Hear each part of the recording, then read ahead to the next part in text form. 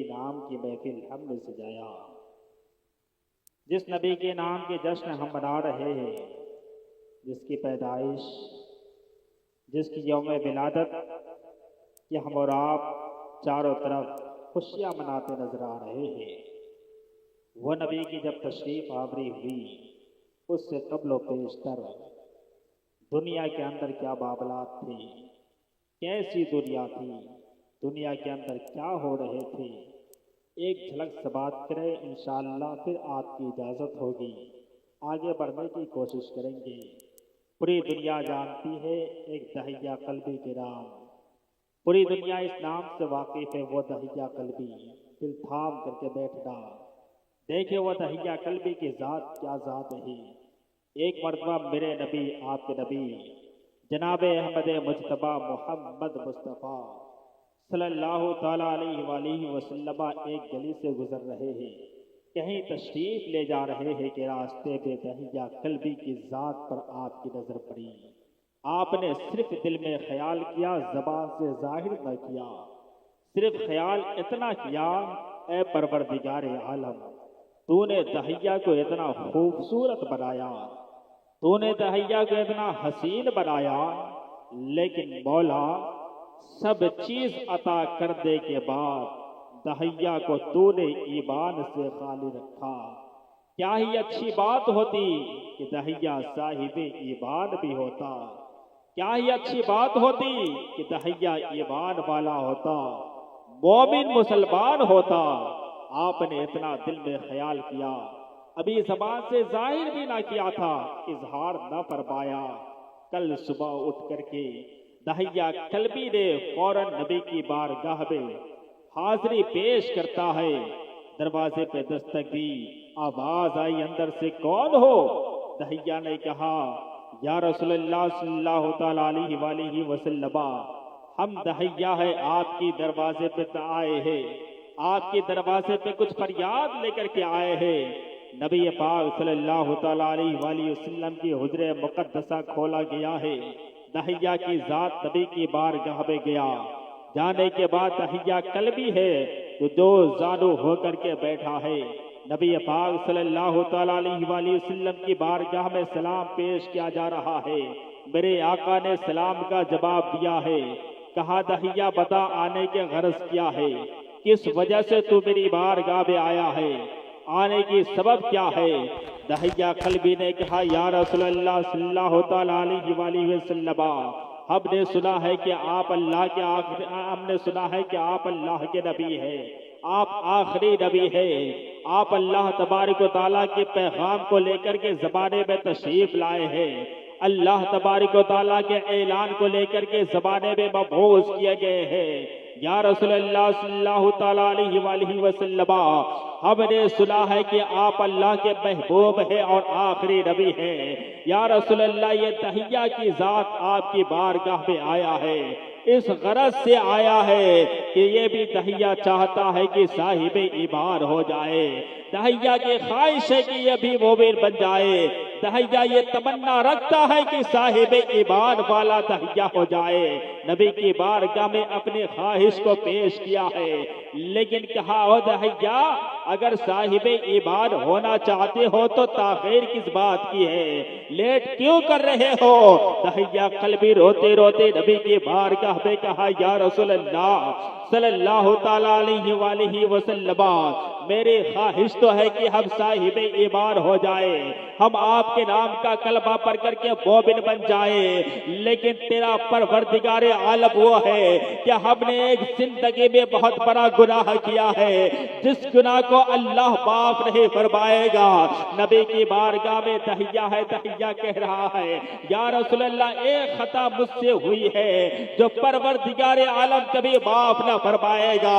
वो दहिया कल्बी नबी की बारगाह में नबी के इरशाद पर अर्ज किया है, या रसूलल्लाह, वो खता ये है कि मैं एक कबीले का सरदार हूँ, मक्के की सरजमीन पर जितने भी घरों में बेटियों की पैदाइश होती है, बेटियों को जिंदा दफन के दरगोर कर देने का हुक्म देता हो और अपने हाथों से बेटियों को जिंदा दफन भी करता हो। या रसूलल्लाह, ये मेरी जिंदगी की एक सबसे बड़ी खता है, क्या तेरा परवरदिगार आलम माफ फरमाएगा? नबी की बारगाह में वो दहिया की जात है जिन्होंने रो रो करके अर्ज कर रहा है। इतने में जिब्राइल अमी के तशरीफ आवरी हुई है। हजरत जिब्राइल अमी नबी की बारगाह में तशरीफ लाते हैं। सलाम अर्ज करने के बाद अर्ज करते हैं, या रसूलल्लाह सल्लल्लाहु तआला अलैहि वसल्लम, आप दहिया से फरमा दे कि परवरदिगार आलम के महबूब की बारगाह में तूने दिल को साफ करके आया है और अपनी गलती पे नादिम और शर्मिंदा हो करके आया है, तो वो परवरदिगार आलम की जात है। अपने महबूब के सदक़े में तेरी खता को माफ फरमा दिया है। इतना सुनने के बाद दहिया कल्बी और रोने लगा है, ज़ारो कत्तार रोने लगा।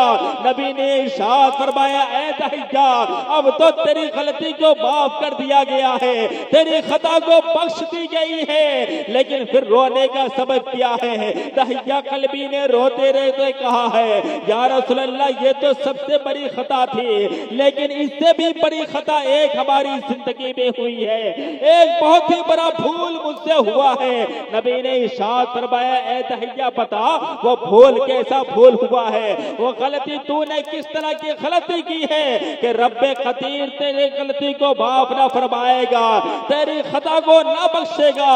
दहिया ने अर्ज किया, या रसूलल्लाह, वो गलती ये है कि हमने सिर्फ मक्का की सरजमीन पे पैदा होने वाले बेटी के ऊपर जुल्म नहीं, बल्कि किसी काम की वजह से हम अपने देश को छोड़ करके दूसरी जानिब जब रुखसत हुए थे, उस वक्त में मेरी बीवी हावला से थी और मेरे बीवी के पेट में एक बच्चा पल रहा था। मैंने अपनी बीवी से कह करके गया था, अगर बेटी की पैदाइश हो जाए ना, खूब नाज़ो प्यार के साथ उसकी परवरिश करता, खूब उसे मोहब्बत देना और नाज से उसके पाल पोस कर लेना, लेकिन जब बेटी के पैदाइश हो तो उसे घर में मत रखना, जितना जल्द हो सके उसे सुनसान जगह पे ले जा करके उसे दफन कर देना, उसे जिंदा दरगोर कर देना।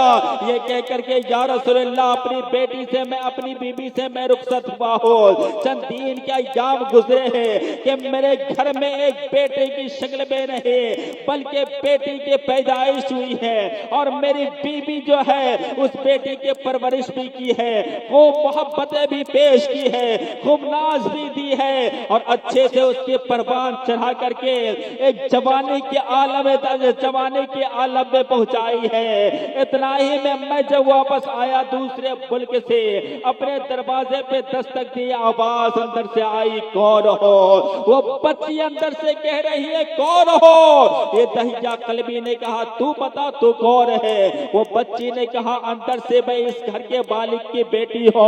तो दहिया कल्बी ने इतना ही में कहा, अगर तू इस घर के मालिक की बेटी हो तो इस घर का मालिक मैं हूँ। इतना कहने के बाद दरवाजे को फौरन खोला गया है। वो दहिया कल्बी की बेटी है जिन्होंने अपने बाप के पैर को थाम करके खूब रो रो करके कहने लगी, अब्बा हुजूर, आप कहाँ चले गए थे? आपकी मोहब्बतें मुझे मिल नहीं पा रही थी, आपका प्यार मुझे नहीं मिल पा रहा था, आपकी शफ़क़तें मुझे महसूस नहीं हो रही थी। लेकिन वो दहिया कल्बी की साथ है जिन्होंने बेटी की एक भी ना सुनी, सुनते भी तो कैसे, जो दहिया कल्बी की साथ मक्के की सरजमीन पे पैदा होने वाली बेटी को जिंदगी नहीं बल्कि मौत के घाट उतारते थे। वो दहिया की साथ है जिनके सामने जब बेटी आती है ना, मोहब्बतें पेश करती है, लेकिन दहिया कल्बी के सीने में बेटियों की मोहब्बत नहीं बल्कि बेटियों के लिए दुश्मनी भरी हुई थी, बेटियों के लिए हसद खड़ा हुआ था।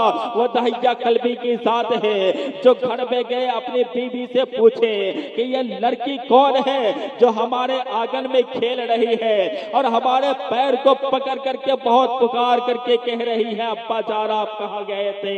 वो दहिया कल्बी की बीवी है जिन्होंने कहा है कि आए मेरे सरताज सुनिए, ये कोई और की बेटी नहीं बल्कि आपकी बेटी है। जब आप यहाँ से गए थे उस वक्त मेरे पेट में जो बच्चा पल रहा था, अल्लाह ताला ने मुझे बेटा नहीं बल्कि बेटी से नवाजा है। मैंने उस बेटी को लाडो प्यार से पाला क्योंकि बच्ची मेरी है, औलाद मेरी है। भले एक वालिदा अपने बच्चे के ऊपर कैसे जुल्म सह सकती है, एक वालिदा अपने बच्चे को कैसे कत्ल कर सकती है। ऐ मेरे सरताज मुझसे रहा ना गया, मुझसे ये देखा ना गया। मैंने अपनी बेटी को परवरिश की है, हमने अपनी बेटी की मोहब्बतें पेश की है, हमने अपनी बेटी की प्यार पेश की है। उस बेटी को हमने अपने घर के आंगन में परवरिश दी है, पाल करके इतनी बड़ी की है। वह दहिया कल्बी सोचने लगा कि अगर मैं अपने गांव में निकले, अपने शहर में निकले, ज़माने मुझे क्या कहेंगे। ओ दहिया तूने अरब के बेटियों को जिंदा दफन किया, लेकिन तेरे घर में जब बेटी की पैदाइश हुई तूने अपने बेटी को जिंदा रखा। आखिर बात क्या है। जमाने की तान की वजह से वो दहिया कल्बी के अंदर बेटी की मोहब्बत न गालिब ना हुई। अलगरज वो बेटी को लेकर के नहलाया भी जा रहा है, अच्छे कपड़े पहनाए भी जा रहे हैं। बेटी पुकार पुकार करके कह रही है अब्बा जान आप मुझे कहाँ ले जा रहे हैं, क्या आप मुझे नालिहाल के घर ले जा रहे हैं, क्या आप मुझे खिलौने खरीदने के लिए ले जा रहे हैं। वो छोटी छोटी जबान से एक बेटी अपने बाप से पुकार करके कह रही है अल्लाह अकबर। वो दहिया की साथ है जिन्होंने बेटी की एक भी न सुनी है, सुनसान की जानिब लेकर चल पड़ा है। रास्ते में जब बाप के कदम में कांटे चुभे, बाप ने अपने हाथों से जब कांटे निकाले, बेटी को रहा ना गया। कहा अब्बा जान अगर दावत में अगर जा रहे हैं तो ये बेटी दावत ऐसी कबूल नहीं करती जिसमें तकलीफ को बर्दाश्त की जाए, जिसमें तकलीफ को उठाई जाए। लेकिन वो दहिया कल्बी की जात है अपनी बेटी को सुना रहे। अल मुख्तसर के एक सुनसान बस्ती के जा रहे, जहां जाने का इरादा था वहां पे दोनों बाप बेटी पहुंचे हैं। पहुंचने के बाद वो तब तभी धूप है, उसी धूप में वो बाप दहिया कल्बी एक गड्ढे को तैयार करना शुरू किया है। बेटी भी साथ में है, नन्हे नन्हे हाथों से मिट्टी को निकालना शुरू किया और अपनी जबान से कह भी रही है अब्बा जान इस तरह की खेल इतनी धूप में खेला जाए ये कैसे गवारा हो सकता है। अब्बू जान कुछ साया आ जाए ठंड का, कुछ साया आ जाए, धूप खत्म हो जाए, उस वक्त दोनों खेलेंगे। लेकिन दहिया कल्बी की जबान, दहिया कल्बी के दिमाग में तो कुछ और चल रहा था। बेटी की मोहब्बत नहीं बल्कि अपने सीने में दहिया ने एक हसद को लेकर के, एक बुस को लेकर के, एक जुल्म को लेकर के वो दहिया कल्बी निकला। और निकलने के बाद गड्ढे को तैयार किया गया है, उसी गड्ढे के अंदर बेटी को सुला दिया गया है। देखे उस वक्त की बात मेरे नबी तशरीफ नहीं फरमा है। उस वक्त क्या होता था, जिस घर में बेटी की पैदाइश होती बेटी को जिंदा नहीं रहने दिया जाता बल्कि बेटी का मनहूस समझा जाता था, बेटी को बेकार समझा जाता था, बेटी को मोहब्बतें ना दी जाती थी। उस वक्त की जमाने की बात कर रहा हो। मेरे नबी के तशरीफ आवरी से पहले दहिया कल्बी ने बेटी को गड्ढे में सुलाया है। सुलाने के बाद मिट्टी डालना शुरू किया है। जब सीने की ओर मिट्टी पहुंचा है वो बेटी पुकार पुकार करके कह रही है अब्बा जान अगर मुझसे कोई ऐसी गलती हुई जिसकी वजह से आपको तकलीफ पहुंची हो, जिससे आपको गम मिला हो, अब्बू जान माफी मांगती हो, आप मेरी गलती को माफ करें। लेकिन वह दहिया की जात एक भी ना सुने। जब मिट्टी हलक तक के पहुंचने के बाद दहिया कल्बी की बारगाह में बेटी ने कहा अब्बू जान सवाल अब भी वक्त है, बता दे। अगर हमने किसी चीज की फरमाइश की जिसको आपने पूरा न कर सका, हम उससे माफी मांगते हैं। मेरी गलती को माफ कर दे, मेरी जिंदगी को बख्श दे। अल्लाह अकबर। देखे दहिया कल्बी एक भी ना सुना, यहाँ तक के मिट्टी जबान हलक को पार करते हुए मिट्टी जबान तक के पहुंची। आखिर में दहिया कल्बी के बेटी बोल नहीं रही है, अपने रब को हिला करके मन ही मन में रब की बारगाह में फरियाद पेश कर रही है। मौला जमाने में कोई ऐसे बोसने कायनात को मबूस फरमा, मौला कोई ऐसी साथ को दुनिया में मबूस फरमा दे जिसके सदक़े में बेटियों को खोया हुआ मकाम मिल जाए, जिसके सदक़े में बेटियों की जिंदगी मिल जाए। वो बेटी है पुकार पुकार करके रब की बारगाह में अर्ज करती है, मौला कोई ऐसे मोहसिन को दुनिया में मबूस फरमा। रब्बे कदीर ने इस बेटी की सदा को अपनी बारगाह में कबूल किया है। कबूल करने के बाद मक्के की सरजमीन पर हजरत अब्दुल्ला के घर में हजरत आमना के बेटा बना करके जनाबे मोहम्मद रसूलुल्लाह सल्लल्लाहु तआला अलैहि वसल्लम को जमाने के लिए रहमत बना करके भेजा। ऐलान क्या जमाने वालों, घबरा नहीं, परेशान मत हो। जमाने के लिए एक अजीम तोहफा पेश किया गया जिसे दुनिया रहमतुल लिल आलमीन के नाम के नाम से जानेगी। वो मोहम्मद के साथ मक्के के सरजमीन पर तशरीफ फरमा हुए नबी की बारगाह में दहिया के साथ है तमाम मामलात को पेश किया है। नबी पाक सारो कत्तार रो रहे हैं। रिवायतों में आया कि जब नबी पाक रोना शुरू किए थे ना, तो आपके अगल बगल में जितने दरो दीवार थे सब दरो दीवार से आंसुओं के सैलाब जारी हुआ था। सहाबे कराम के अंजुमन लगी हुई थी। सब ने कहा था, ए दहिया अब तो खामोश हो जा, कितना नबी को रुलाओगे। नबी के रोने की वजह से दरो दीवार भी रोने लगे हैं। नबी के रोने के सबब दरो दीवार से आंसुओं के सैलाब जारी हुए हैं। नबी को तकलीफ कितना दोगे। वो दहिया अपनी जबान को बंद कर दे, अपनी जबान को बंद रख ले। नबी की बारगाह में जो सहाबा की अंजुमन लगी हुई थी, तब आपने दहिया को चुप कराने की कोशिश की। इतना ही में नबी पाक ने इरशाद फरमाया, आप रो भी रहे कह रहे दहिया फिर से वो वाकया सुना दे जो वाकया तूने बेटी के ताल्लुक से सुनाया था। दहिया कल्बी ने उसी वाकया को फिर दोहराया है। दोबारा सुनने के बाद नबी पाक और सारों कत्तार रोने लगते हैं। फिर नबी पाक ने इरशाद फरमाया, दहिया फिर से वो वाकया सुना दे जिस वाकया को तूने बेटी के ताल्लुक से भी सुनाया है। दहिया कल्बी जब तीसरी मर्तबा सुनाना चाहा तो सहाबा की जो अंजुमने लगी हुई थी, सहाबा का जो जमात वहां पे मौजूद थी, सहाबा की जो भीड़ वहां पे मौजूद थी, तब आपने तो कहा दहिया अब सुनाने की जरूरत नहीं है। इतना ही में जिब्राइल अभी तशरीफ लाए। या रसूलुल्लाह सल्लल्लाहु तआला अलैहि वसल्लम, दहिया से आप फरमा दे कि अल्लाह तबारक व तआला ने इस खता को भी माफ करता है। इतना पैगाम नबी पाक ने इरशाद फरमाया, दहिया घबराने की जरूरत नहीं है।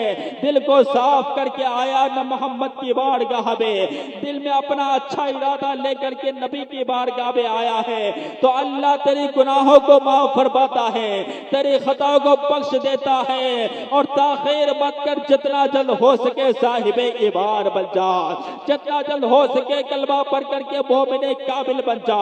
नबी पाक सल्लल्लाहु तआला अलैहि वसल्लम इतना इरशाद फरमाते हैं।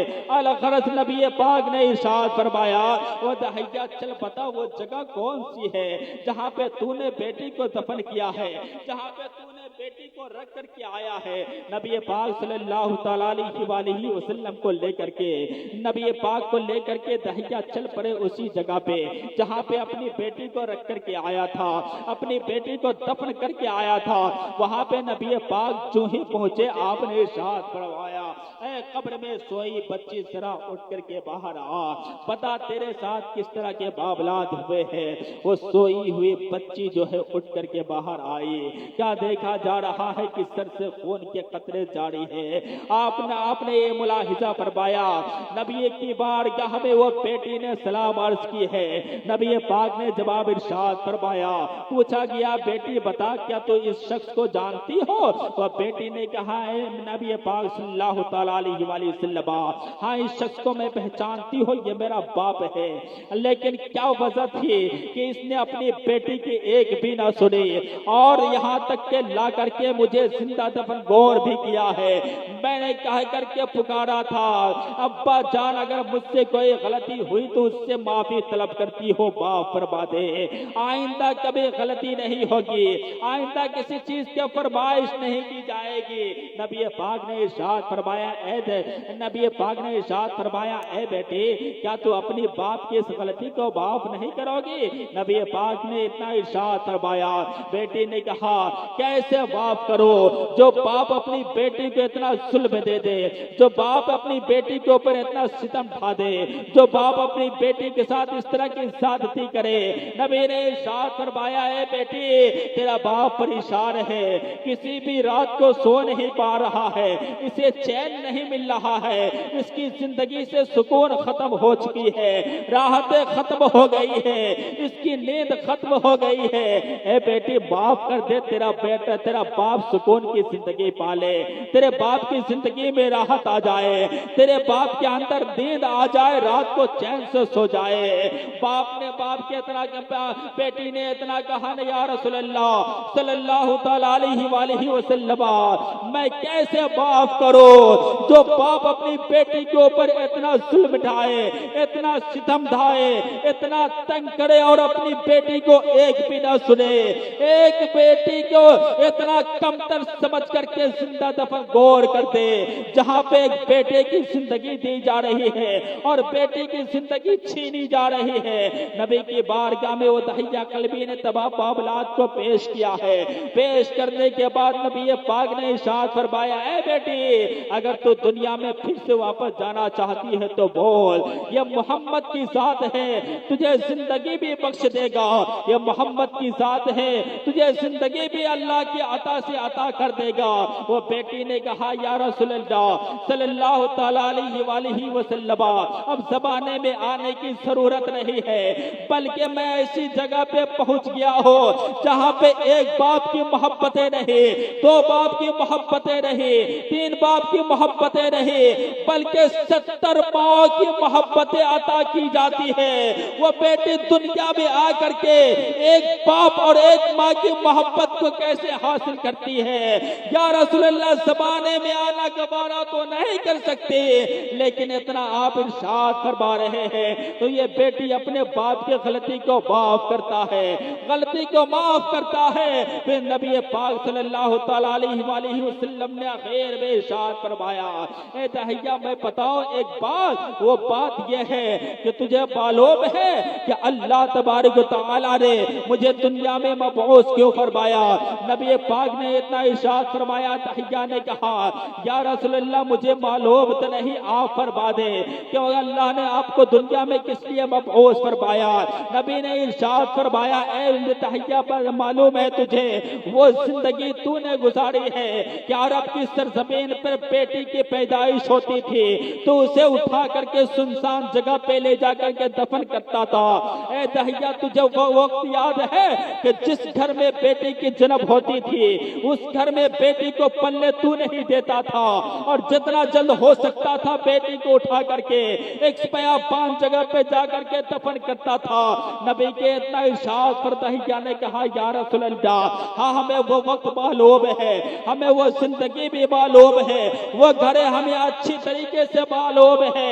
नबी ने इरशाद फरमाया, ए दहिया क्या तूने अपनी बेटी के आखिरी वक्त में उसके लबों को हिलते हुए भी देखा था? दहिया ने कहा या रसूलल्लाह, हमने उसके लबों को हिलते हुए भी देखा था। नबी ने इरशाद फरमाया, ए दहिया मालूम है वो लबों को उठा करके वो किससे फरियाद कर रही थी? दहिया ने कहा या रसूलल्लाह, इतना तो जानता हूं कि लब सब हिल रहे थे, लेकिन किससे बातें कर रही थी, किसकी बारगाह में फरियादें पेश कर रही थी? या रसूलल्लाह, हम तो नहीं जानते हैं, आप ही बताए किससे फरियाद कर रही थी, किस शख्स की आमद के इंतजार कर रही थी? नबी ने इरशाद फरमाया, जब बेटियों के ऊपर जुल्म ढाए जा रहे थे, तूने अपने बेटी को जो दफन कर रहा था, वो बेटी रब की बारगाह में पुकार रही थी बार बार, मौला जिस तरह तूने बेटों की जिंदगी अता की है, उसी तरह बेटी को भी जिंदगी अता करते। मौला, क्या दुनिया में बेटों की जिंदगी है और बेटी की जिंदगी नहीं है? ऐ परवरदिगारे आलम, कोई ऐसी मौसम के दुनिया में मबूस फरमा दे, जिसके सदक़े में जिस तरह बेटों की जिंदगी मिली है, बेटियों की भी जिंदगी मिल जाए। अल्लाह अकबर, कुर्बान जाए नबी की जात पर। नबी ने इरशाद फरमाया, दहिया, वो कोई और जात को नहीं पुकार रही थी, बल्कि मुझ मोहम्मद को पुकार रही थी। मुझ मोहम्मद के लिए रब की बारगाह में सदाएं बुलंद कर रही थी। अल्लाह ने बेटी की आवाज को सुना है, अल्लाह ने बेटी को सदा को सुना है।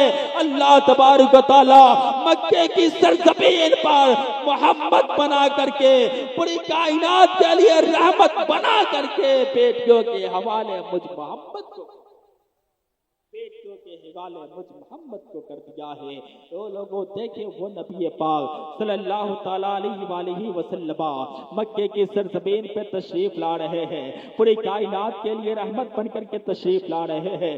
जिस वक्त आप तशरीफ लाए ना, एतराज करने वालों ने एतराज किया था, उंगली उठाने वाले ने उंगली उठाया था, जबान भी दराजे की गई थे कि मैं कैसे मान लो कि अल्लाह ने तुझे रहमतुल लिल आलमीन बना करके भेजा है, मैं कैसे तस्लीम कर लो कि अल्लाह के तुम आखिरी नबी हो। रब की बारगाह में वो नबी पाक ने इरशाद फरमाया, या रसूलल्लाह, ज़माने में तूने मबूस किया है, ज़माने में भेज तो दिया है, लेकिन ज़माना मुझे मोहम्मद तस्लीम नहीं करती है, ज़माना मुझे रसूल नहीं मान रहा है।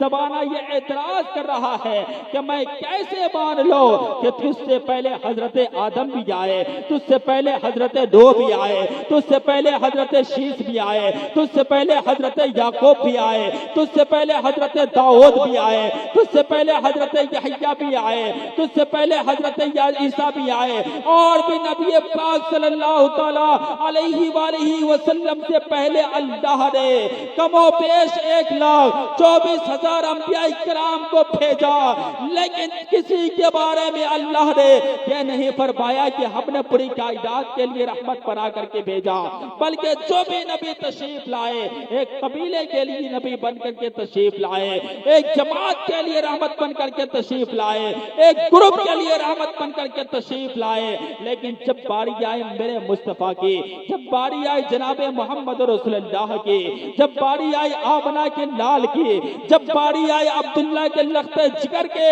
तो अल्लाह तबारक व तआला ने कुरान पाक के जरिए ऐलान फरमा दिया कि महबूब ज़बाने से कह दो, तुझे कोई रहमत माने या ना माने, तेरा परवरदिगार आलम तुझे रहमतुल लिल आलमीन बना दे।